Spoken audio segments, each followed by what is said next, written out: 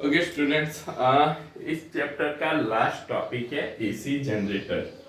अब AC generator आप लोग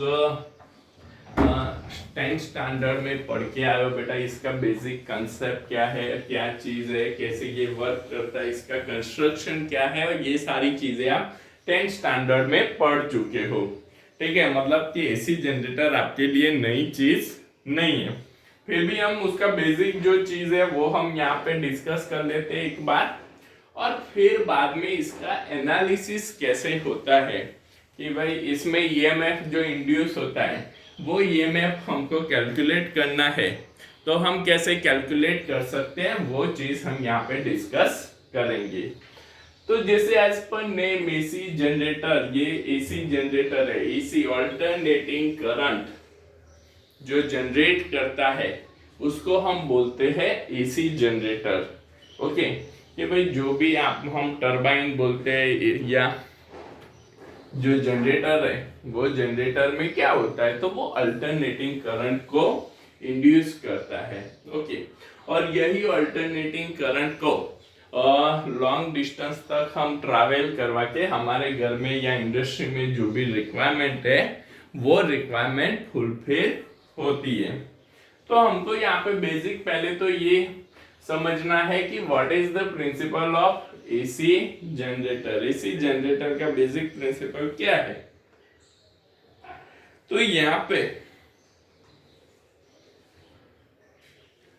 कि व्हेन एसी जनरेटर यहाँ पे क्या करता है, तो basically it converts the mechanical energy into electrical energy.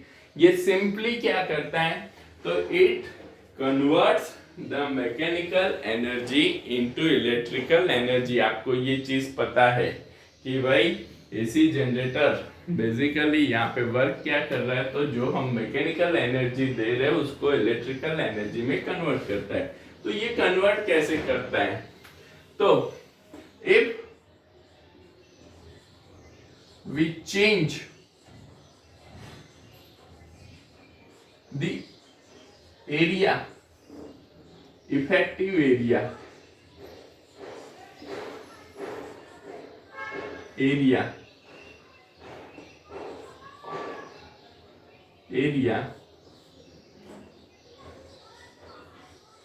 means orientation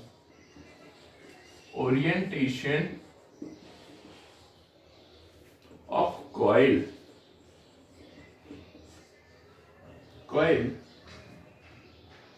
in magnetic field,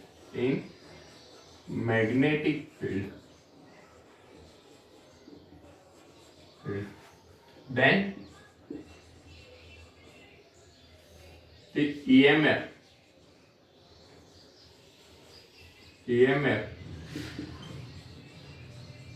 induced in coil में EMF इंड्यूस होता है कि भाई if we change the effective area means orientation of coil in magnetic field, then the EMF induce in a coil. कि भाई यहाँ पे जो एरिया होता है उस एरिया को जब हम चेंज करते हैं, अब एरिया तो कॉइल का आप चेंज कर नहीं सकते हो। जैसे कि सपोज एक कॉइल है, वो कॉइल पे आपने कॉपर वायर से वाइंडिंग कर दिया, फिर आप उसको उसको फिजिकली आप उसके एरिया को चेंज नहीं कर सकते हो। बट हमको पता है कि भाई when we change the flux, जब हम कॉइल के साथ कपल्ड होने वाला फ्लक्स चेंज करते हैं, at that time the EMF induce in a coil में ईएमएफ इंड्यूस हो सकता है। तो how we change the flux, कि हम यहाँ पे फ्लक्स को कैसे चेंज कर सकते हैं, तो first by changing the magnetic field.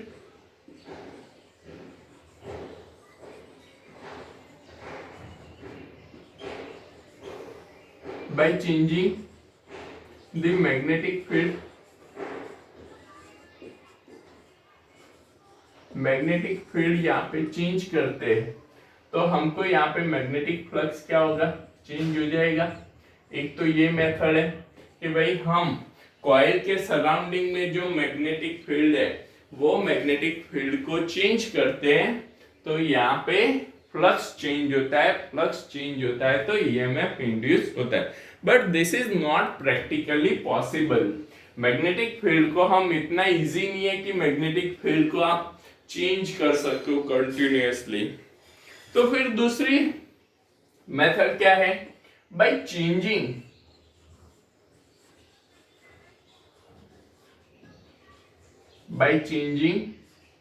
the area of coil। Coil का एरिया चेंज करते हैं। अब एरिया चेंज करते हैं तो भी फ्लक्स का फॉर्मूला है B A cos theta, flux phi equals to B A cos theta. Area change किया तो भी यहाँ पे फ्लक्स चेंज होगा। बट एरिया भी यहाँ पे कॉपर वाइंडिंग है, कॉपर वाइंडिंग या कॉपर कॉइल है, कॉपर कॉइल का एरिया भी इजीली चेंज करना पॉसिबल नहीं है कि भाई हम इजीली उसका एरिया भी चेंज नहीं कर सकते। तो ये भी प्रैक्टिकली इतना इजी नहीं है। तो फिर हम क्या करते हैं? तो by changing the angle between, by changing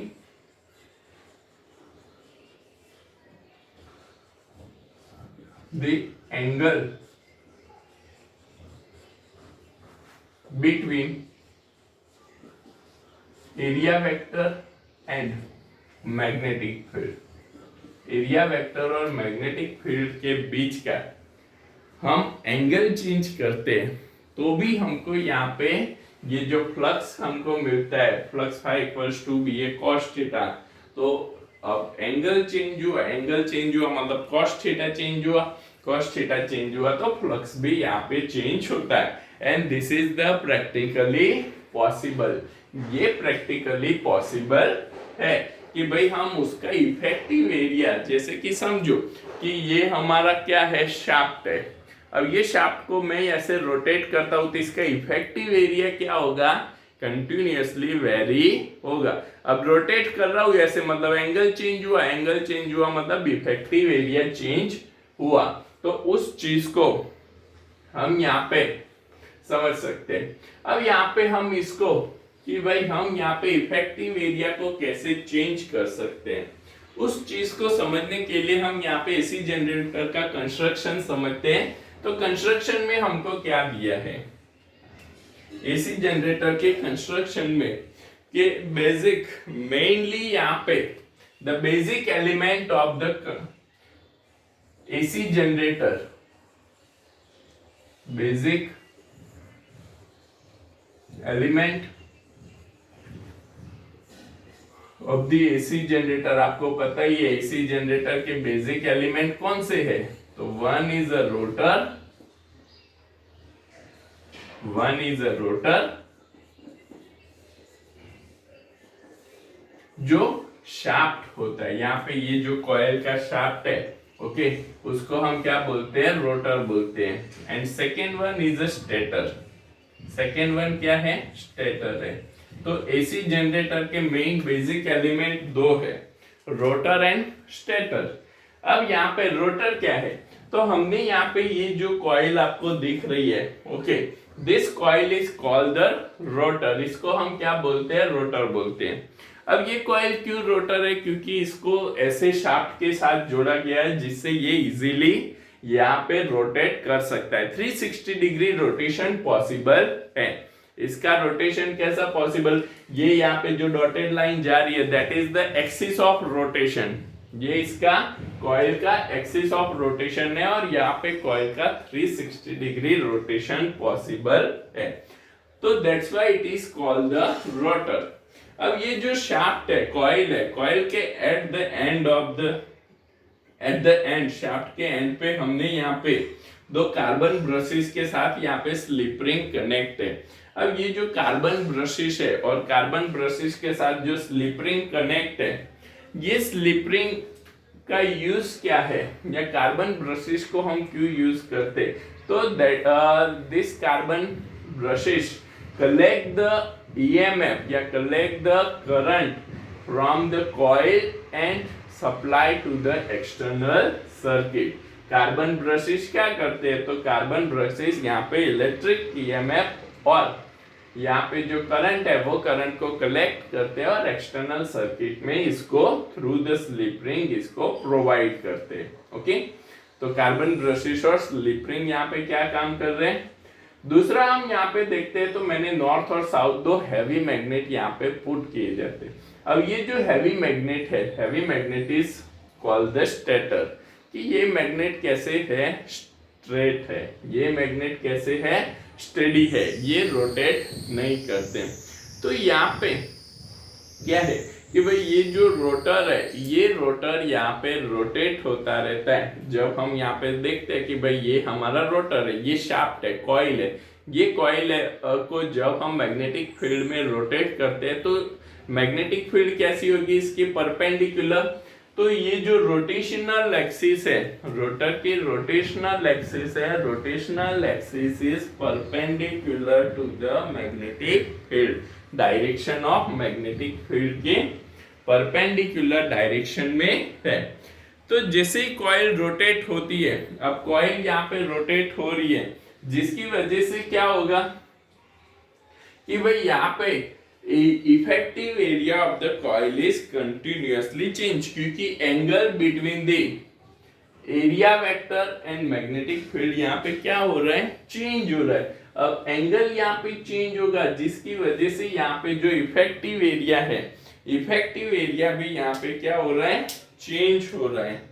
okay, तो यहाँ पे इफेक्टिव एरिया चेंज होगा, तो उसको हम यहाँ पे वर्किंग से समझते हैं कि भाई हाउ इट वर्क्स, कैसे ये वर्क कर रहा है वो हम समझते हैं। Okay,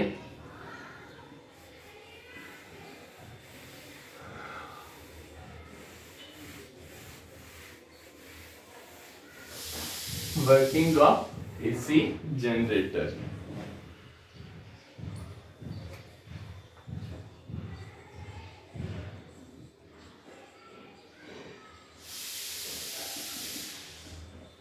working of AC generator की how the AC generator is work.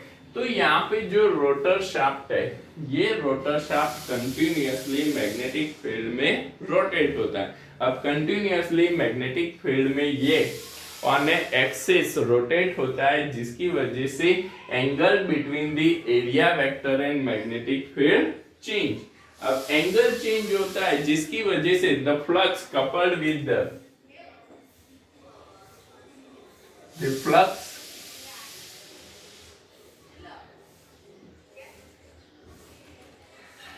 coupled with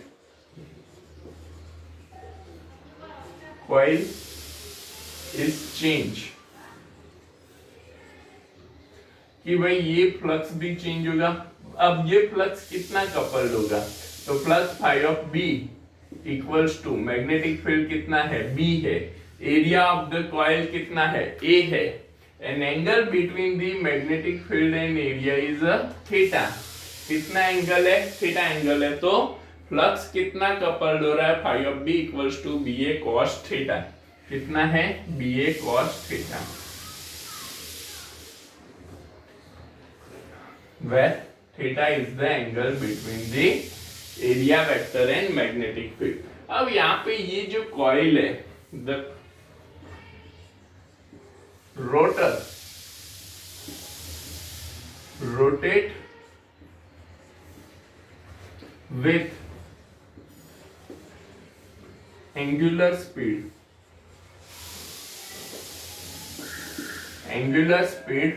omega in time T.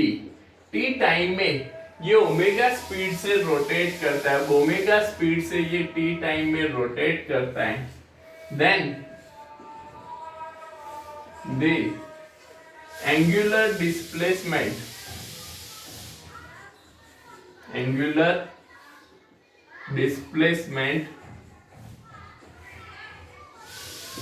Is given by theta equals to omega T. कितना एंगुलर डिस्प्लेसमेंट हो रहा है, theta equals to omega T. अब theta equals to omega T है, तो इसका magnetic flux भी क्या हो जाएगा, phi of B equals to B A cos omega T.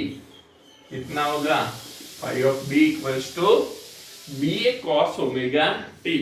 मतलब जैसे जैसे यहाँ पे ये ओमेगा और टी क्या है, तो ओमेगा टी यहाँ पे एंगल एंगुलर डिस्प्लेसमेंट है, ये चेंज होता है विथ टाइम, क्योंकि टाइम चेंज होगा जिसकी वजह से यहाँ पे फ्लक्स भी क्या हो रहा है, चेंज हो रहा है।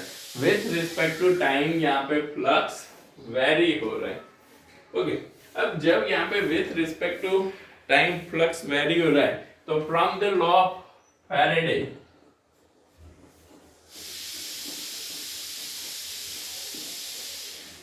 from the law of Faraday,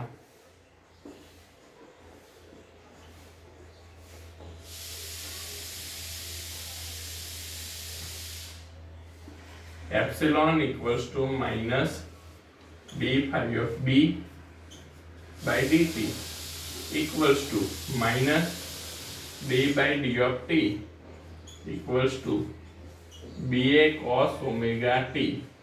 क्या होगा, B A cos omega t. तो epsilon equals to magnetic field और एरिया तो क्या है, कांस्टेंट है। मैग्नेटिक फील्ड और एरिया क्या है, कांस्टेंट है, तो ये तो बेटा कांस्टेंट हो जाएगा बी इंटू ए। कॉस ओमेगा टी का डिफरेंशिएशन करते हैं तो हमको क्या मिलेगा, साइन ओमेगा टी। क्या मिलेगा, sign omega T. Differentiation of the cos omega t, तो हमारा यहाँ पे फ्लक्स क्या हो जाता है, साइन ओमेगा टी हो जाता है। Okay, and omega T minus sign omega T होगा, तो माइनस माइनस प्लस हम कंसीडर करते हैं, और ओमेगा टी का अगेन डिफरेंशिएशन करते हैं तो ओमेगा मिलेगा। दैट मीन्स कि यहाँ पे जो फ्लक्स हमको मिल रहा है, ओके, आप इसको दो वे में भी ले सकते हो। फैराडे लॉ में ऑलरेडी हमने नेगेटिव साइन पहले ले लिए, इसलिए यहाँ पे प्लस होता है। आप बाद में भी नेगेटिव साइन यहाँ पे लेते हो तो ये हमको माइनस मिलेगा। ओके, तो B A sine omega T into omega T into omega, तो यहाँ पे ईएमएफ क्या मिलेगा, epsilon equals to B A omega sine omega T. एक ये फॉर्मूला आपको याद रखना है, ये if the number of turns is 1, if the number of turns is 1, then the induced EMF epsilon equals to BA omega sin omega t। कितना EMF induce हो रहा है, BA omega sin omega t, जितना EMF induce होता है। Okay, अब इसको हम n number of turns, suppose we consider that the number of turns of the coil is n, then the EMF हमारा क्या हो जाएगा, तो if the number of turns is n, then the EMF is epsilon equals to NBA number of turns हम consider कर देंगे, तो EMF हमारा मिलेगा यहाँ पे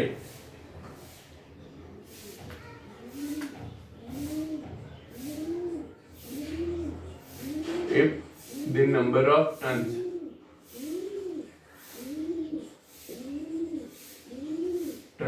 n, then the EMF is epsilon equals to NBA omega sin omega t। ये हमारा फॉर्मूला हो जाएगा थर्ड। कब, जब नंबर ऑफ टर्न्स हमारे कितने हैं, n है, तो हम यहाँ पे EMF equals to epsilon naught into sine omega t लिख सकते हैं। अब एप्सिलॉन नॉट क्या है, तो maximum EMF epsilon naught equals to हमको क्या मिलेगा, NBA ओमेगा मिलेगा। इसको हम फॉर्मूला और देते हैं। मैक्सिमम ईएमएफ कितना इंड्यूस हो सकता है, क्योंकि साइन की वैल्यू हमको पता है, साइन की वैल्यू क्या है, प्लस और माइनस 1। साइन फंक्शन है, साइन फंक्शन कितना वेरी हो सकता है, प्लस और माइनस 1 जितना वेरी हो सकते हैं। तो जब यहाँ पे साइन फंक्शन प्लस और माइनस 1 वेरी होगा तो यहाँ पे मैक्सिमम ईएमएफ कितना इंड्यूस होगा, तो epsilon naught equals to NBA omega जितना ईएमएफ इंड्यूस होगा। तो here sine function is vary between the plus and minus 1. That's why we can say that this EMF is a alternate EMF. ये कैसा है, alternate EMF है। Here sin function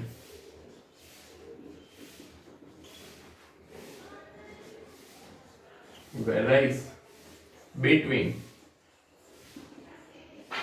plus 1 and minus 1. So we say that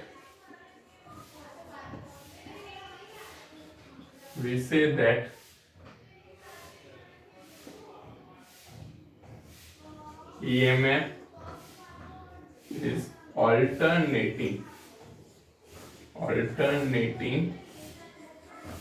EMF। ये कैसा है, alternating EMF होता है। Okay, तो ये जो बेसिक इक्वेशन मैंने आपको बताया, यहाँ पे हमने जो डिराइव किए वो इक्वेशन आपको यहाँ पे ध्यान में रखने हैं। ओके, जिससे हम आगे इसको कैलकुलेशन में, न्यूमेरिकल में और एमसीक्यू में यूज कर सकते हैं।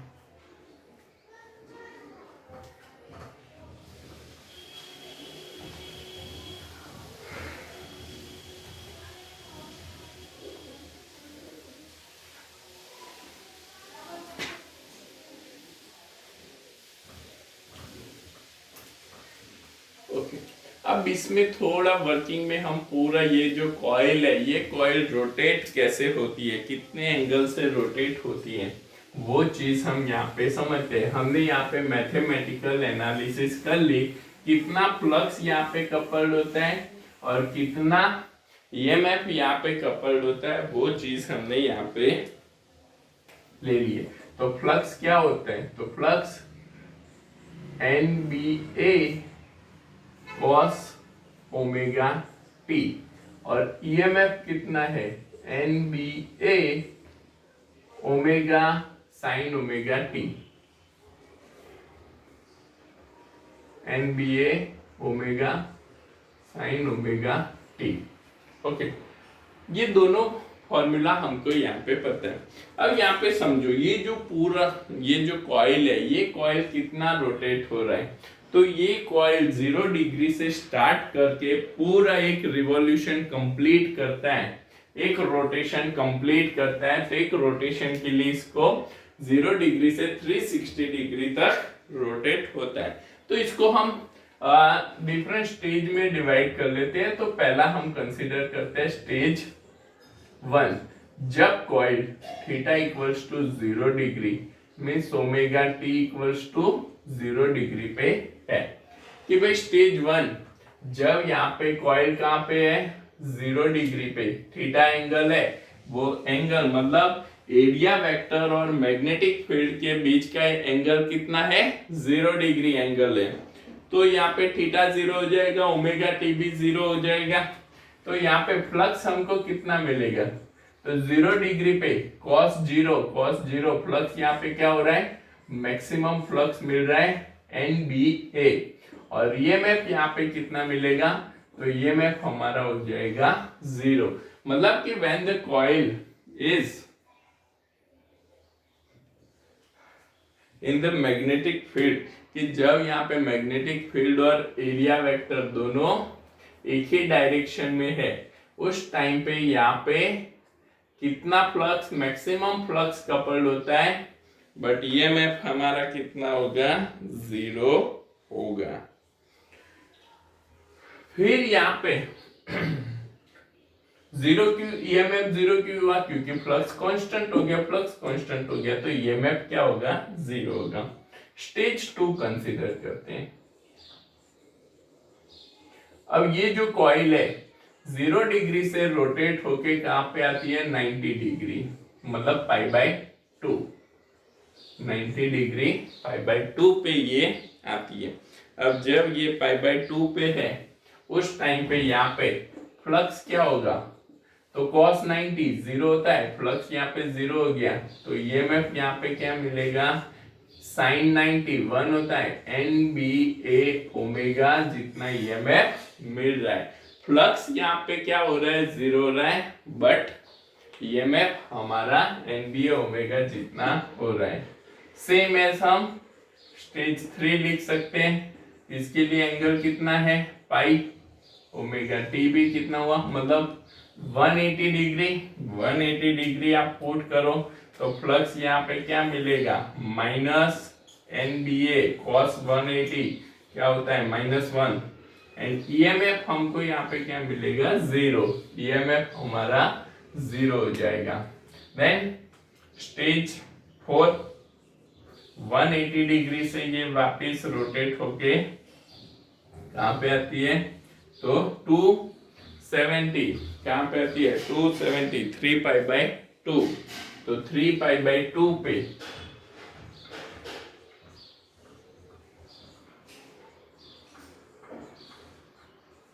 3π/2, तो यहाँ पे फ्लक्स कितना हो जाएगा, तो flux zero and EMF minus NBA omega जितना ईएमएफ हमको मिलेगा। तो जिसपे से हम देख सकते हैं कि भाई कंटिन्यूअसली यहाँ पे ये जो ईएमएफ है, ये ईएमएफ क्या हो रहा है, तो वेरी हो रहा है। तो इसको हम ग्राफ में प्लॉट करते हैं। ओके, ये हमारा ईएमएफ है और ये omega T.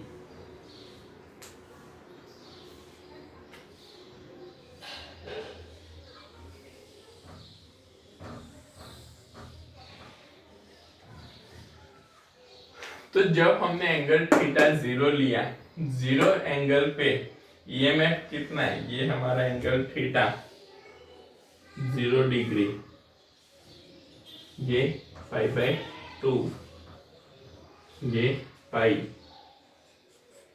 3π/2, okay, and 2π।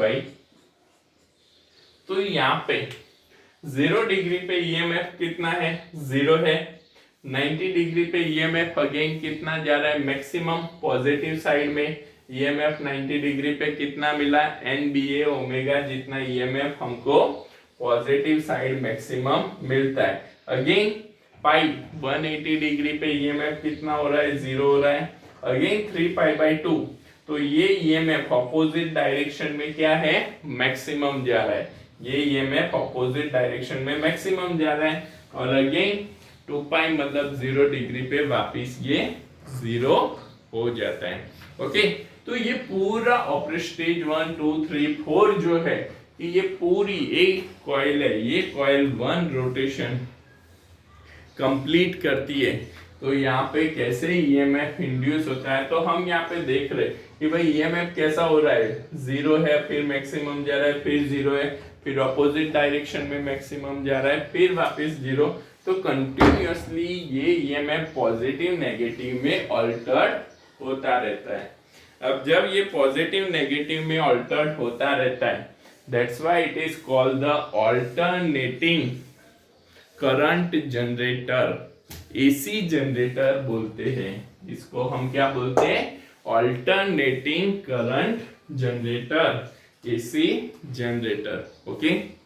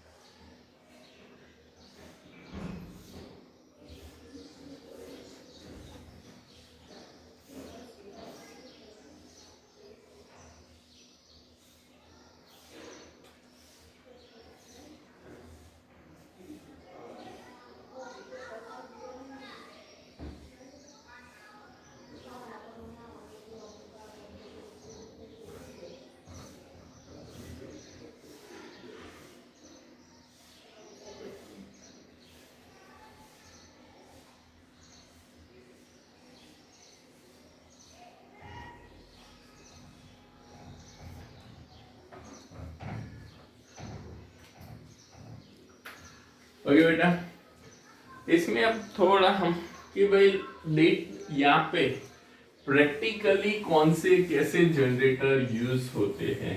Okay, कि भाई ये एसी जनरेटर है, प्रैक्टिकली कैसे कौन से जनरेटर है क्या है। तो यहाँ पे डिफरेंट डिफरेंट काइंड के जनरेटर यूज होते हैं, जिसमें मेनली ज्यादातर जो जनरेटर यूज होते हैं that one is a thermal generator. वो कौन से है? थर्मल जनरेटर है कि भाई बहुत सारे ऐसे जनरेटर कि मैक्सिमम वर्ल्ड में जो यूज हो रहे हैं वो थर्मल जनरेटर है, जिसमें क्या होता है एज अ फ्यूअल हम कॉल को यूज करके, कॉल को यूज करके वहां पे जो वाटर है वाटर को वेपर में कन्वर्ट करके जो टरबाइन है वो टरबाइन मतलब जो हमने यहाँ पे रोटर शाफ्ट देखा है, ये रोटर शाफ्ट को रोटेट किया जाता है और जिसकी वजह से ईएमएफ इंड्यूस होता है।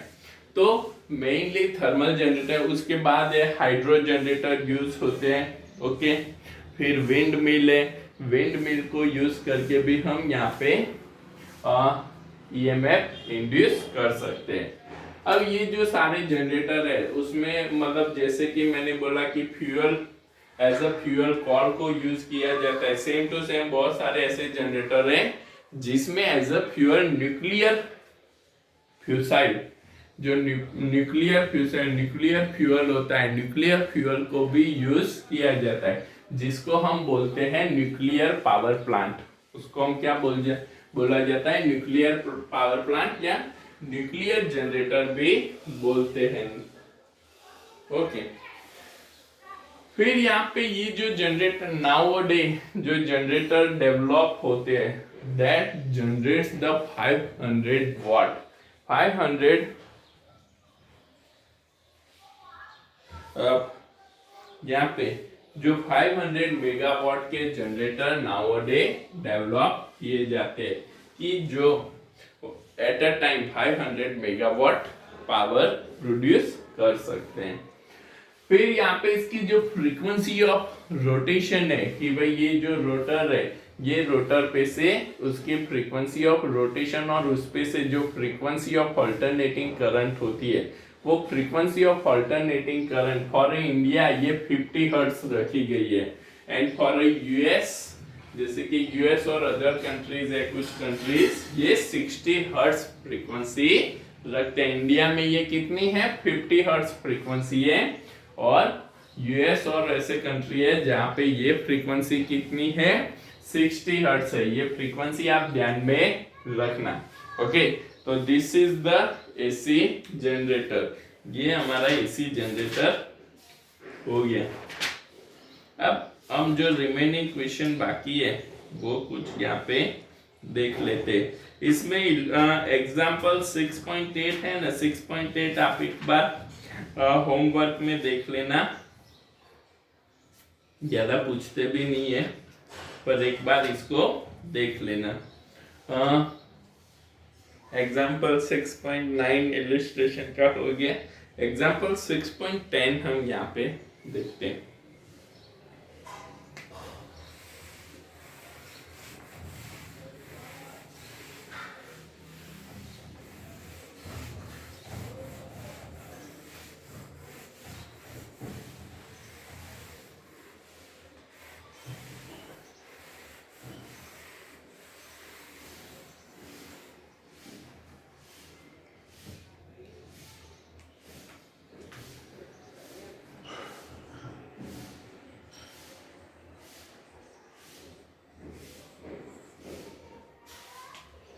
तो एग्जाम्पल 6.10 में हमको क्या दिया है कि obtain the expression for the magnetic energy stored in a solenoid in terms of magnetic field B, area A and length L of the solenoid.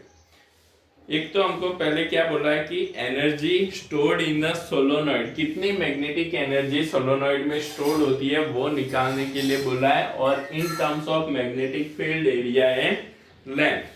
Second हमको बोला है how does this magnetic energy compare with the electrostatic energy stored in a capacitor. Capacitor की जो energy आप लोग पढ़ चुके हो उससे ये कैसे रिलेट करती है वो चीज हमको यहाँ पे पूछा है।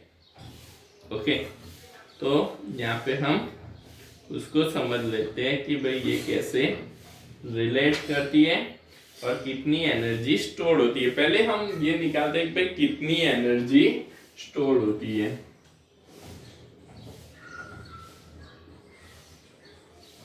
एनर्जी स्टोर्ड इन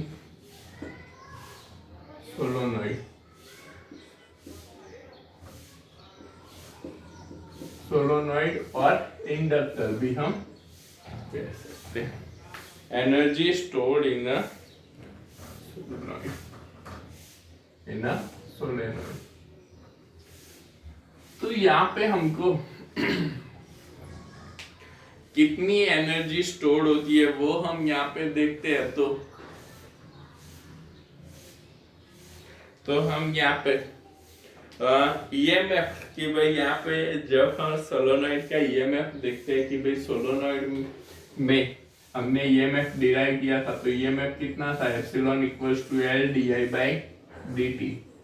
इतना ईएमएफ हमको वहां पे सोलोनॉइड का मिला था।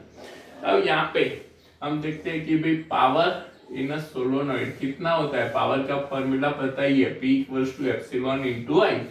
कितना पावर होता है, P equals to epsilon into I. तो जब हम ईएमएफ की वैल्यू यहाँ पे पुट करते हैं तो क्या हो जाएगा, तो L D I by D T into I. EMF की जगह पे क्या पुट किया, L D I by D T into I. अब पावर क्या होता है, तो पावर तो क्या है, तो यहाँ पे पावर P इक्वल्स टू, तो rate of change of work with respect to time. Power तो क्या है, rate of change of work with respect to time. तो D W by D of T equals to L.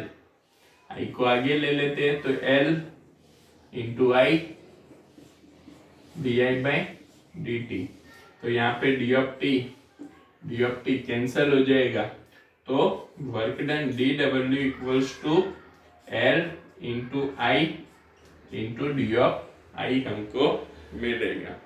अब ये क्या है कि भाई इतना वर्क डन, यहाँ पे सोलोनॉइड में करंट को कंटिन्यूअसली चेंज करने के लिए कितना वर्क रिक्वायर्ड है, इतना वर्क यहाँ पे रिक्वायर्ड है। अब यहाँ पे जितना वर्क होता है उतनी ही एनर्जी स्टोर होती है सोलोनॉइड में। तो energy stored in solenoid is D of B. कितनी एनर्जी, जितना वर्क हो रहा है उतनी energy store D W equals to L I into D of I. इतनी एनर्जी स्टोर हो रही है। अब इसको हम भाई, ये तो हमको स्मॉल करंट के लिए मिला, इसको इंटीग्रेट करते हैं। तो इंटीग्रेट करते हैं तो 0 to maximum energy U of B, D of B equals to L तो क्या है, सेल्फ इंडक्टेंस है, कांस्टेंट है, इनटू करंट कहां से कहां पे वेरी होगा, 0 टू आई, जितना करंट यहाँ पे वेरी हो रहा है। ओके, 0 टू आई करंट यहाँ पे 0 से लेके मैक्सिमम करंट आई तक जाएगा। तो यहाँ पे इसकी जो एनर्जी है U of B equals to 1/2 Li square हमको मिलेगा। आई का इंटीग्रेशन करते हैं, आई का इंटीग्रेशन क्या होगा, आई की पावर 1 है, आई की पावर कितनी है, 1 है।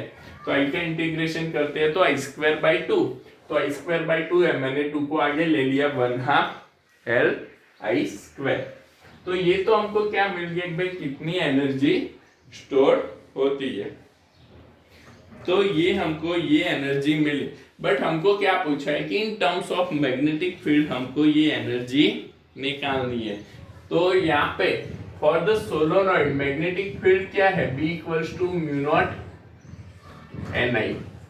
सोलोनॉइड के लिए कितनी मैग्नेटिक फील्ड है, B equals to mu naught N I, तो B equals to mu naught N I by length है, क्योंकि हमको मैग्नेटिक फील्ड लेंथ के